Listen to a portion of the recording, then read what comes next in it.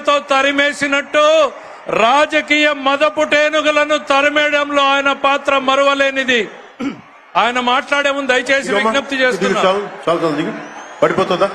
చాలు చాలు, మీరందరూ బాగుండాలి కదా, మీరందరూ బాగుండాలి కదా. దింపమ్మా ప్లీజ్, జాగ్రత్తగా దిగే, నువ్వు జాగ్రత్త దిగే, నా మాట దిగు. తర్వాత అబ్బాయికి వెనక నుంచి వెనక్కి తీసుకురండి, అబ్బాయి ఫోటో ఇద్దాం. దా దిగు, జాగ్రత్తగా దిగు, జాగ్రత్తగా దిగు.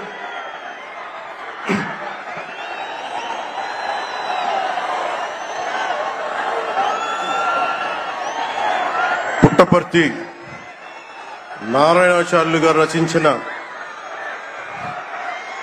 శివతాండవ కావ్యం పుట్టిన నేల, రచించిన నేల, తెలుగు భాష విలువలు పెంచిన నేల, ఆడినమ్మ శివుడు పాడినమ్మ భవుడు అని శివతాండవాన్ని వినిపించిన నేల.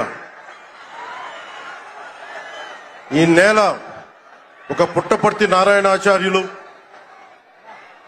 కవి బళ్ళారి రాఘవ గారు లాంటి నాటకరంగ రచయిత, నటుడు, విధాన్ విశ్వం లాంటి మహానుభావులు, గజ్జల మల్లారెడ్డి గారి లాంటి కవులు, ఇలాంటి వాళ్ళందరూ పుట్టిన నేల. ప్రతి రాయలసీమ కవులు కళాకారులు అనేది ఋతువులు ఎన్నైనా మా రాళ్లసీమకి ఒకటే ఋతువు, కరువు ఋతువు. కాలాలు ఎన్నైనా మా రాయలసీమకి ఒకటే కాలం, ఎండాకాలం. దాన్ని మనం రూపుమాపే ప్రయత్నం చిత్తశుద్ధితో చేస్తోంది.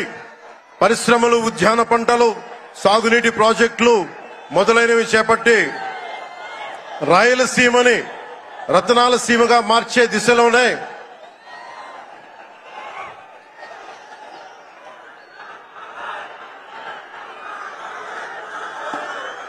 ఈ రోజున మేమందరం గౌరవ ముఖ్యమంత్రి గారి చంద్రబాబు నాయుడు గారి నాయకత్వంలో మేము ముందుకున్నాం.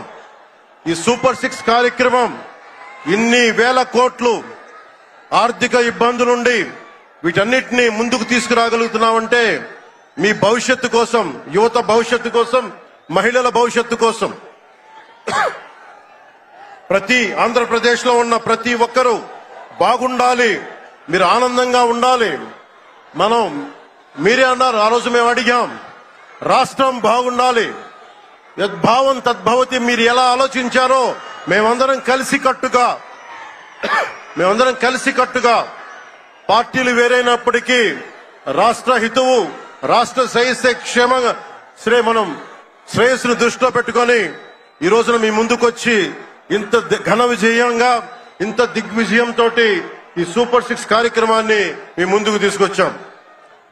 దీని సూపర్ 6 కార్యక్రమానికి సంబంధించి భవిష్యత్తు రాయలసీమ వెనుకబాటుతనం గురించి, దానికి నీటి సౌకర్యాల గురించి, పారిశ్రామిక గురించి గౌరవ ముఖ్యమంత్రి గారు మాట్లాడతారు. నేను మీ చెప్పదలుచుకున్నది ఒకటి, ఆరోగ్య బీమా పథకం సాకారం కాబోతుంది.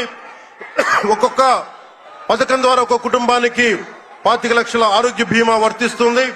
అలాగే పర్యాటక రంగంలో కూడా మనకి దాదాపు 10,000 పైచిలకు పెట్టుబడులు ఆకర్షిస్తున్నాం.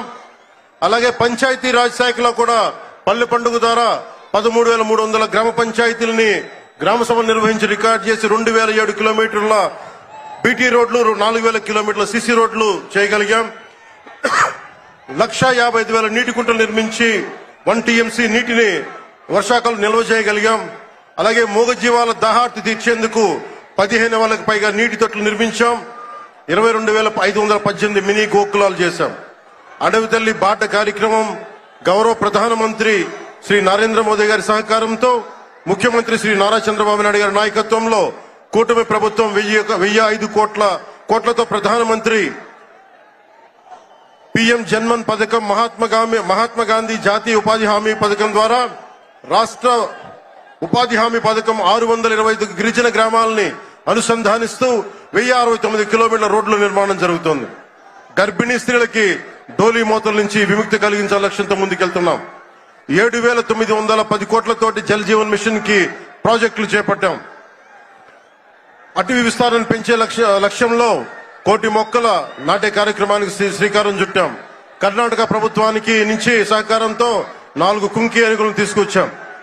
అలాగే శాంతి భద్రతల పరిరక్షణ వ్యవహారంలో భేదాలు చూడకుండా ముందుకు వెళ్తామని శాసనసభ సాక్షిగా గౌరవ ముఖ్యమంత్రి శ్రీ నారా చంద్రబాబు నాయుడు గారు స్పష్టం చేశాం. నేను అదే మాట చెప్పాను. ఆ మాట కట్టుబడే ముందుకు వెళ్తున్నాం. శాంతి భద్రతలకు ఎలాంటి ఆటంకం కలగకుండా ఉన్నప్పుడే రాష్ట్రంలో పెట్టుబడులు పరిశ్రమలు వచ్చి యువతకి ఉపాధి ఉద్యోగ అవకాశాలు లభిస్తాయి. ముఖ్యంగా మన రాయలసీమ యువతకి మీరు ఉపాధి అవకాశాలకు వేరే రాష్ట్రాలకు వెళ్లకుండా మన అనంతపురంలో, మన కర్నూలు, మన కడప, మన చిత్తూరు జిల్లాల్లో మొత్తం ఉపాధి అవకాశం పక్క రాష్ట్రాల నుంచి మనకు వచ్చేలాగా పారిశ్రామికరణ జరగాల దిశగా గౌరవ ముఖ్యమంత్రి నారా చంద్రబాబు నాయుడు గారు ఆధ్వర్యంలో ఆయన నాయకత్వంలో ముందుకు తీసుకెళ్తున్నాం.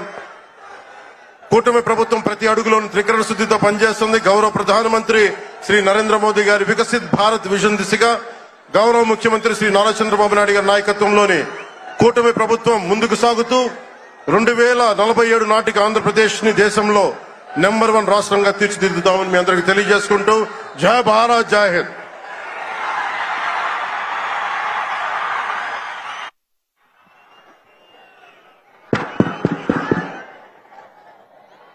ఈరోజు ఈ సభా కార్యక్రమంలో పాల్గొనాల్సినటువంటి 2 వ్యక్తులు రాలేకపోయారు. యువగలం నాయకుడు, యువతరాన్ని నడిపించినటువంటి నాయకుడు శ్రీ నారా లోకేష్ గారు ఈ సమావేశానికి ప్రధాన వక్తగా రావాల్సింది.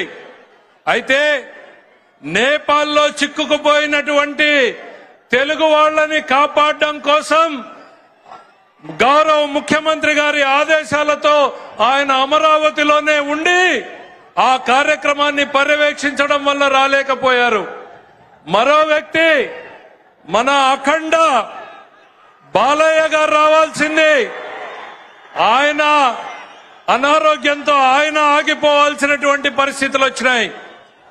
చివరిగా బాబు దయచేసి మీరు 10 మంది కలిసి సమావేశాన్ని డిస్టర్బ్ చేయొద్దు. మీరంతా మన కూటమి సభ్యులు. ఈ సభ మనది, విజయవంతం కావాలి. దయచేసి ఆ జెండాలన్నీ కింద దించండి ప్లీజ్. అంతా మనందరం కలిసి పనిచేసాం కదా, ప్లీజ్ దయచేసి దాన్ని దించండి. మీ హుషారుని అర్థం చేసుకోగలం. దయచేసి పెద్దలు ముఖ్యమంత్రి గారు మాట్లాడబోతున్నారు, శ్రద్ధగా వినాలి కదా.